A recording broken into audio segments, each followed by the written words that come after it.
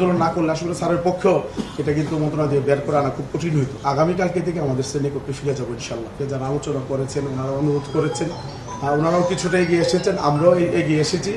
সব মিলে আমরা একটা সুন্দর সমাধান হয়েছে। আমরা 6 লক্ষাধিক শিক্ষক পরিবারের পক্ষ থেকে আমাদের অভিভাবক মাননীয় শিক্ষা উপদেষ্টা স্যার এবং সচিব স্যার যারা আছেন এবং মাননীয় প্রধান উপদেষ্টা স্যার, অর্থ উপদেষ্টা স্যার সহ যারা আছেন, আমরা তাদেরকে আমাদের পক্ষ থেকে আমরা ধন্যবাদ জানাচ্ছি।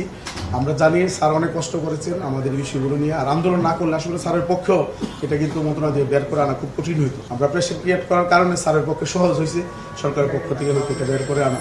আমরা বিশ্বাস করি এমপিওভুক্ত শিক্ষা যতদিন থাকবে স্যারের নামটা ঘুরে ফিরে আসবে, যে এমপিভুক্ত শিক্ষকরা 55 বছর পরে প্রথমবারের মতো পার্সেন্ট আকারে বাড়ি ভাড়া পেয়েছে স্যারের মাধ্যমে। আমরা বিশ্বাস করি স্যার এবং স্যারের টিম যারা আছেন ওনাদের কথাগুলো হয়তো ঘুরে ফিরে আসবে। আমরা হয়তো একসময় স্মৃতিচারণ করবো যে আমরা এবার মিটিং করেছিলাম, কারা কারা ছিল, হয়তো আমরা এগুলো স্মৃতিচারণ এক সময় করবো। তো আমি স্যারকে আমরা অনেক কষ্ট করছি, এটাও স্যার বলছে, আমাদের অসহনীয় কষ্ট করছি। কারণ শহীদ মিনার মতো জায়গায় একেবারে খোলা, আপনার ওখানে দাঁড়ায় থাকা যে কি কষ্টের, এটা সাংবাদিক ভাইরা আপনারা নিজেরাও ছিলেন।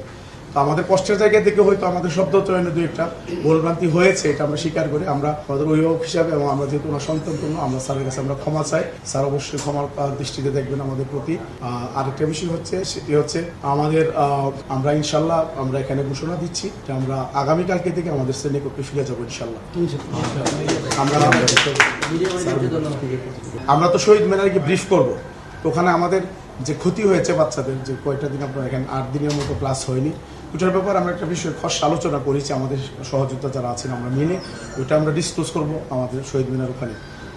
এর বাইরে আমরা প্রত্যাশা রাখবো যে আমরা চাই যে আমাদের মন্ত্রণালয় এবং আমরা মিলে মিশে যাতে আমাদের শিক্ষাটা মানে কোয়ালিটির দিকে যাতে আমরা হাঁটতে পারি, শিক্ষার উন্নয়ন, এটা নিয়ে আমরা আলোচনা করছিলাম। এখন আমরা আশা করবো স্যার আমাদেরকে যদি মন্ত্রণালয়ের বিভিন্ন কাজে যদি আমাদেরকে সুযোগ করে দেন, আমাদের যুক্ত করার সুযোগ থাকে, আমরা আমাদের জায়গা থেকে আমরা পরামর্শ দিই আমাদের শিক্ষাটাকে আমরা কীভাবে এগিয়ে নিতে পারি, আমরা আমাদের জায়গা থেকে সর্বোচ্চ সহযোগিতা করব।